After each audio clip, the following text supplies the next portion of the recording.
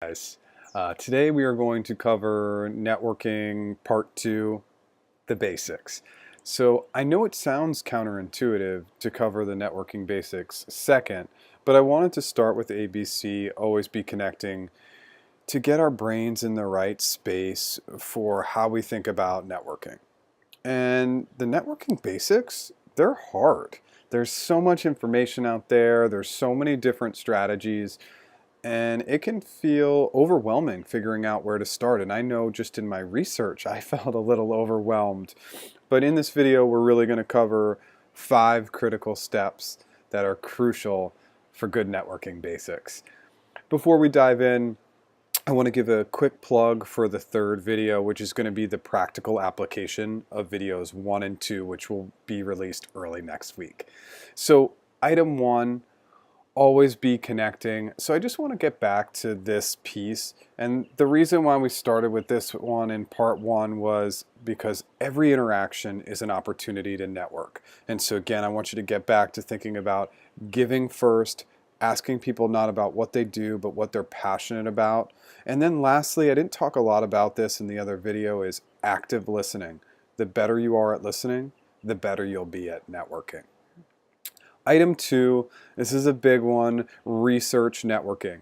And there is a crazy good amount of information out there on networking, and it's going to cover the gamut, and it will feel, again, a little overwhelming, but just kind of go through it, navigate through the space, and see what you connect with, because it varies tremendously. Remember, the biggest item to avoid when doing this research is asking for something first. And a lot of this research will give you scripts and cater to this is how you ask for something. Give first. You may be in an aggressive job search where you need to get a job to feed your family. If you give first, you are going to have more opportunities come your way than if you ask for handouts. Item 3, make a plan. So of everything we discussed today, this is hands down the most critical. You've taken 2 critical steps, right? So now you have the connector's mentality, and you've researched and kind of figured out what you like about networking. Maybe part of what you like is you've picked up on some of the messaging in those scripts. Read through those scripts, they're good. You should really come up with something that's individual and unique to you, but take some of that and apply it. But now let's talk about how to create a plan. So obviously you're always networking, but first part of your plan is you want to create a list of who you're going to target. So family, friends, current colleagues, past colleagues, that's your good starting point. And then how you connect with each of those groups is going to be a little different. Then how you connect with each one of those individuals is also going to be a little different. Change your messaging for each person as much as you can. So that's first, is figuring out how to create a plan and network with people you already know. The second piece is creating a plan for how to network with people you don't know. This is the more tricky part of the planning. The third item I want you to be thinking about is the method of communication. So are you going to be spending 25% of your time at networking events and 75% of time communicating through email and LinkedIn? Really think about the method.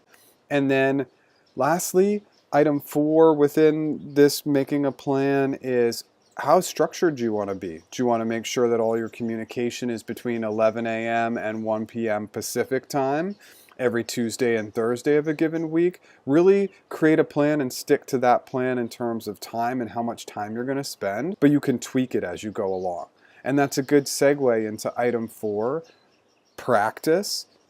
You should really reach out to your family and friends. Those are the people I would start with, and tell them that you're creating a networking plan and give them a few of your simple scripts that you've created and see how they respond to it. This will be the easiest practice you ever do because it can be through LinkedIn or it can be through email, and you can say, how would you respond or react to this type of messaging?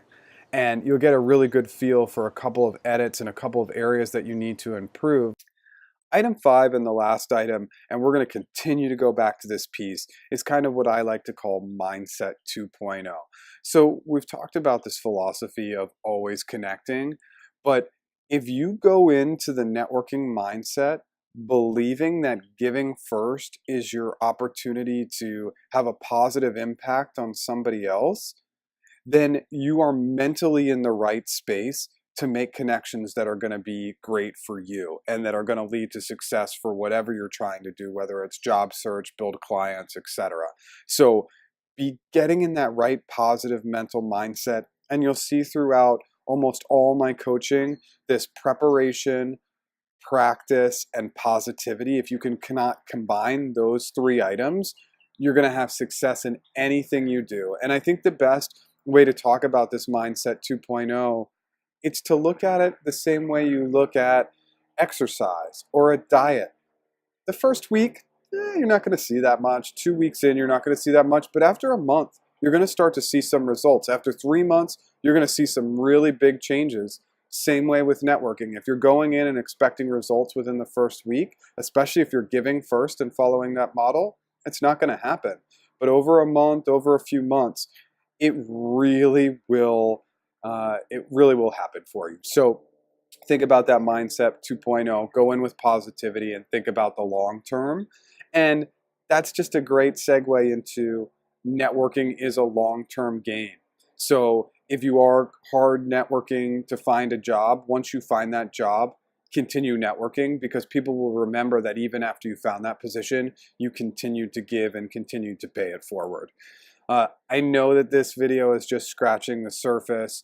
I really want you to check out my last video, which I'm going to release early next week, because what that's going to do is it's going to be the practical application of ABC, and then covering these basics and giving you a couple of specific examples for how to network and see if it has success. If you like my content, please like. If you have any comments, please comment below.